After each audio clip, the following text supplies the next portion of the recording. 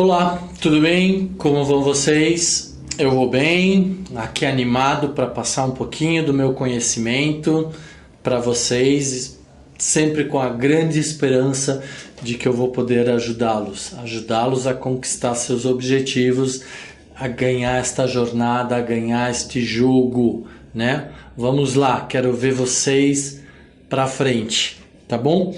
Nós vamos falar hoje sobre botânica. Tá? Vamos lá lembrar o que era botânica. Botânica é o ramo da ciência que estuda os vegetais. Então, hoje especificamente, nós vamos falar sobre os tecidos vegetais, né? Nós já falamos sobre as células vegetais, células animais, né?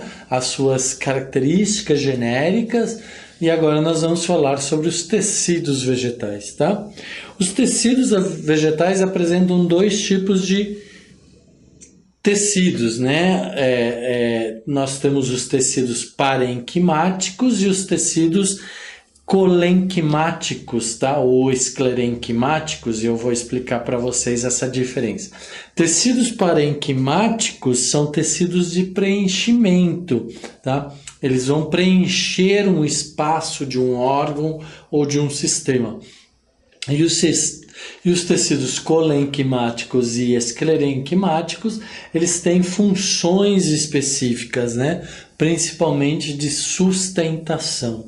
Então, olha aqui, nós temos algumas imagens com o câmbio, com o floema, tá? Isso aqui é só para aguçar o interesse de vocês, despertar o interesse de vocês para os próximos tópicos, né? Vamos falar do parênquima. O que são os parênquimas? Então, parênquimas, né, possuem diversas funções. Então, tem a função de preenchimento, mas também tem várias outras funções, né? Dependendo de onde ele está.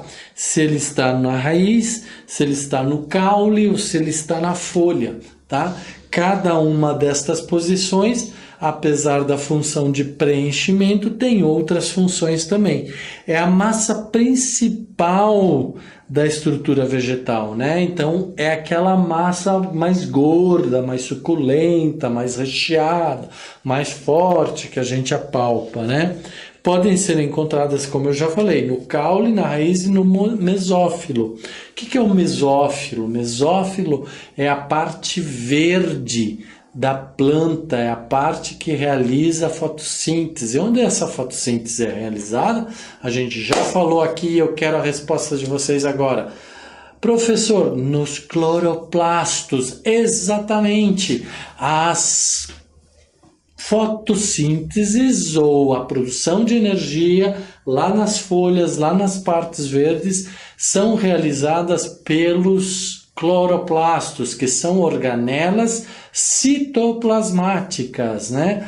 Que estão dentro do citoplasma, não estão no núcleo. Os cloroplastos não estão no núcleo, estão no citoplasma das células, tá? Ok? Constituídos de células vivas, geralmente, a grande maioria. Por que a gente põe geralmente, normalmente? Porque, pessoal, ciência não é uma ciência exata, as coisas acontecem. Falei na aula passada para vocês de estímulos ambientais que geram mutações, que geram modificações, os seres vivos precisam se adaptar. Nós vamos ver aqui as várias formas de adaptação dos organismos vegetais para sobreviver às condições climáticas, tá? Então, são isodiamétricas ou possuem os mesmos tamanhos, né, com capacidade relativa de divisão, cicatrização e regeneração. Então, os parênquimas, porque são células mais jovens, né, isométricas com o mesmo tamanho, não se diferenciaram, elas possuem então maior capacidade de regeneração e cicatrização. Lembra que eu falei para vocês na aula passada sobre a questão dos clones, que os clones eram tomados de brotos, de pecíolos, partes dos galhos? Então ali nós temos uma célula, ou no ser humano, nós temos células jovens formadas de parênquima, no caso dos vegetais, né? E essas células vegetais ainda não se diferenciaram, e aí a partir do processo de estimulação ou de clonagem, elas vão receber uma carga diferenciada de estímulo, de hormônio ou de outra substância, que vai fazer com que ela se desenvolva em um novo organismo, tá? Assim são as características das células do parênquima, são muito boas, são ótimas para a regeneração. Nós também temos células de regeneração. Quando nós nos cortamos e formamos uma ferida no nosso corpo, ali vai entrar um processo de regeneração das células jovens do nosso corpo, que vai permitir a cicatrização, né, daquela pele. Nós não fazemos, infelizmente, a regeneração. Nós, animais, seres humanos, né, alguns animais fazem, como a gente já viu, né, na planária, a gente já viu isso também nas estrelas do mar, nos ouriços, que eles têm capacidade de se regenerar. Nós, seres humanos, não temos capacidade de nos regenerar, mas temos capacidade de cicatrizar.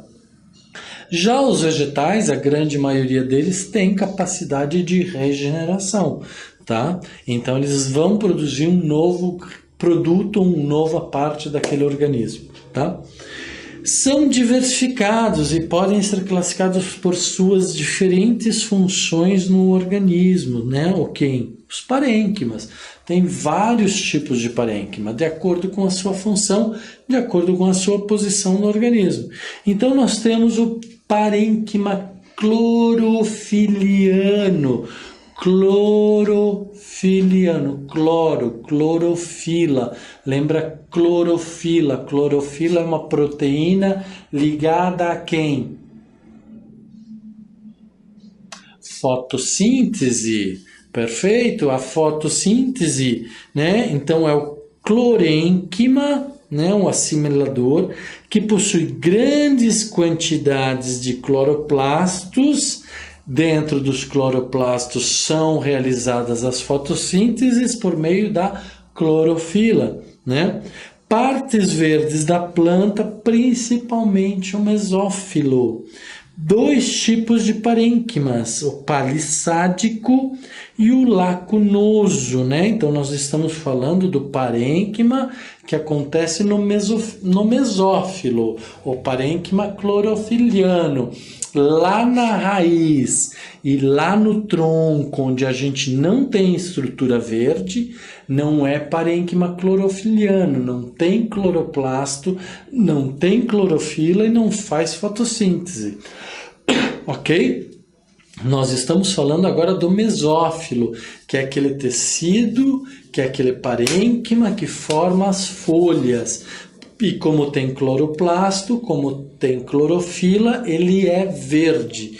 E aí nós temos o palissádico, que são células longas, justapostas, e nós temos o lacunoso, são arredondados, apresentam espaços entre si. Olha lá, tá? Então nós temos um parênquima palissádico, células longas, né? E nós temos um lacunoso com espaços que permitem outras atividades acontecerem aqui, tá? Então aqui um exemplo de um mesófilo ou de uma folha, onde nós temos as camadas externas com cutícula, que é uma forma de proteína, né, que gera uma proteção na folha, impedindo que se perca água, que se perca calor, que se perca massa, né? Nós temos uma epiderme superior, uma epiderme inferior e nós temos uma mesoderme, tá? Ok? Deixa eu só apagar aqui para chamar a atenção de vocês, que nós vamos usar isso em outro momento. O xilema e o fluema formam os feixes vasculares, tá? Então essa é uma estrutura de um parênquima no mesófilo. Na raiz e no caule é diferente. Nós temos parênquimas, são células vivas, mas tem outra estrutura, tá? E aí nós temos também os parênquimas com outras funções, como por exemplo a função de reserva. Reserva do quê? Reserva de água, reserva de ar, né? Reserva de nutrientes, de gordura, de proteína, né? É o que chamam-se de especializadas em armazenamento de água, ar, amido, proteína, gorduras, né? Ou lipídios. Então, sempre que aparecer a palavra lipo, são gorduras, tá? Ok? Então, nós temos aqui aquíferos, aerífero e amilífero. Amilífero não é do mel, amilífero é do amido. São células que armazenam água, ar e amido, tá? Vamos falar um pouquinho do aquífero. Aquíferos são espaços internos celulares ou do sistema ou do órgão que armazenam água ou ar, tá? Então, aerífero, cavidades aéreas, mas estas cavidades aéreas, elas podem também ter outra função, armazenar água, tá? São um pouquinho diferentes das aéreas, mas são semelhantes no seu processo. Encontrado em plantas xerófitas. Quem são plantas xerófitas? Ou quais são as plantas xerófitas? Plantas xerófitas, xero significa ausência de água ou pouca água, né? Fitas são fitologia, né? Que estuda as plantas que habitam espaços ou ambientes de pouca água, ou desérticos ou secos, né? Tá? Como, por exemplo, os cactos. Vamos lembrar os cactos, aquelas plantas gordas, cheias de espinhos. Então, elas têm os espinhos nas suas superfícies. E eu vou explicar para vocês para que servem aqueles espinhos e por que elas são gordas, né? Tá? Então, são plantas de locais secos e que armazenam muita água. Os cactos são muita água, possuem muita água. Se vocês cortarem uma parte do cactus, vocês vão ver que ele vai perder muita água e ele vai secar, né? Ele vai enxugar, né? Tá? Acumula água e também compostos hidrofílicos, que são as mucilagens. Então vocês vão cortar o cactus e vocês vão ver que dentro do cactus tem um muco, tem uma mucosa. Um outro exemplo de plantas que apresentam o sistema aquífero são as aleias, né? As camomilas, né? Ok? A babosa, que quando você corta ela, tem uma goma lá dentro, né? Tem uma mucosa, tá? Então as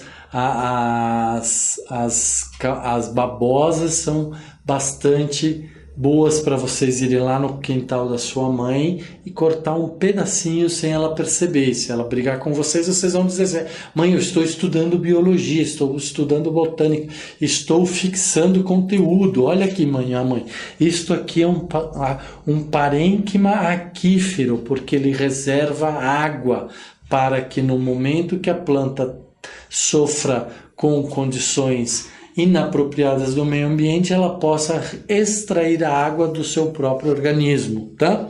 Por quê? Porque as plantas são seres autótrofos que produzem seu próprio alimento, então elas precisam de água para produzir o seu próprio alimento, né? Tá? Então a água é armazenada em bolsas entre as células, tá? Está aqui, então, as bolsas entre as células, tá? Que armazenam água. Tá ok, pessoal? Né? Parênquima aerífero. O parênquima aerífero contém o quê? Ar, então, né? Não contém mais água. Agora ele contém ar. São plantas de ambientes alagados, sujeito a alagamento permanente ou temporários, com baixa quantidade de ar, né? O ambiente tem baixa quantidade de ar. Olha aqui um igapé, né? Um igapé é uma planta que armazena ar no seu interior. Por quê? Porque elas estão submersas na água, tá? Então elas apresentam arênquimas, espaços onde armazenam ar. Olha a diferença entre o espaço onde se armazena água, né? E o espaço onde se armazena ar, tá bom? Ok? Permitindo flutuações e deslocamentos de gases no interior da planta. E aí nós temos o parênquima amilífero. Eu falei para vocês que o parênquima amilífero não é de mel, mas sim de amido, tá? Pois armazenam amido. Olha os amidos aqui dentro da célula, tá? Essa é uma imagem microscópica para mostrar para vocês que a célula armazena amido. Amido é sólido, não é ar, não é nem água, né? Tá? Isso pode ser encontrado então em raízes como mandioca, batata doce, tubérculos ou caules subterrâneos. Então, batatas e alguns frutos de semente podem não ser raízes, né? Podem ser tubérculos, tá bom? Então, são células que armazenam amidos, tá bom? Tecidos de sustentação. Vamos falar sobre eles, mas vamos lembrar que nós tínhamos os parênquimas, que eram células jovens, né? Células de preenchimento, e agora nós temos o colênquima e o esclerênquima. O colênquima ou o esclerênquima são tecidos de sustentação, mecânicos, esqueléticos, que dão resistência ao corpo da planta, dão rigidez, né? Então vamos pensar aqui numa árvore que cresce rígida, alta, lá para cima, né? Então por quê? Porque ela tem um colênquima, ela tem um esclerênquima que dá sustentação a ela, tá?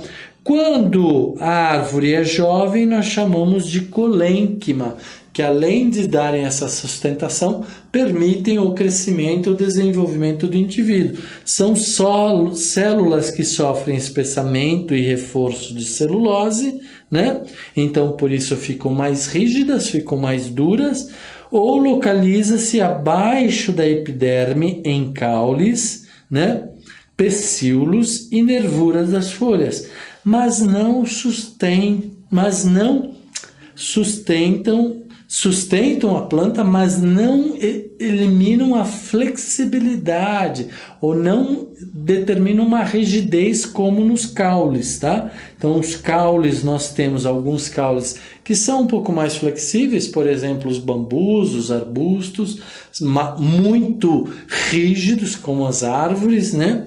Nós temos os pecíolos das folhas, que são aquelas partes que prendem a folha ao galho, e nós temos as próprias folhas, que são também uma forma de colênquima, né? Mas de quem que nós estamos falando? Antes, o que preenchia a folha era parênquima. Agora nós estamos falando do colênquima e o esclerênquima, ou esclerênquima, que são as nervuras da folha e o tubo principal, a nervura principal da folha, tá? Que sustentam a folha, mas não tiram a flexibilidade da folha, nem dos pecíolos, tá? Os caules são um pouco diferentes. Vamos falar então esclerênquima. Esclerênquima são tecidos de sustentação, né? Acabei de falar para vocês, e órgãos mortos da planta. Como? Esclerênquima. Então aqui colênquimas, né? Eram tecidos vivos, jovens, né? Tá? Agora, os esclerênquimas são tecidos velhos, são mortos, né? As paredes sofrem um espessamento, um reforço de lignina, que é um constituinte da célula, né, do tecido da planta, além da celulose. No colênquima nós tínhamos somente celulose. Então, sem a lignina, a planta não vai ficar dura. como madeira, não vai ter madeira, tá? Vai ter um pouco de casca, mas não vai ter madeira, não vai ter a formação do esclerênquima, tá?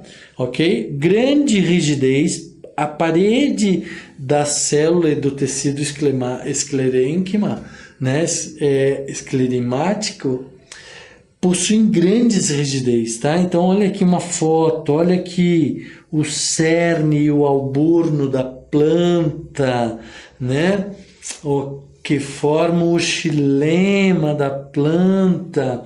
Então eles são mais velhos, são tecidos mortos, já que tem uma função de sustentação da planta, né? Eles não têm mais contribuição com o crescimento da planta, eles simplesmente a sustentam, dão estrutura física para que elas possam crescer muito ou crescer suficientemente e que precisem de uma sustentação. Tá? São as partes velhas da planta, cessaram seus alongamentos, tá? Aquelas células não crescem mais. Ah, mas como que a planta continua crescendo? Vou explicar, não agora, mas vou explicar como se dá o crescimento na planta, tá? Ok? Então, parênquimas são tecidos jovens, aí nós temos os tecidos do parênquima, tanto nas células e nos tecidos das raízes, dos caules do mesófilo, das folhas. Aí nós temos o clorênquima ou colênquima, né?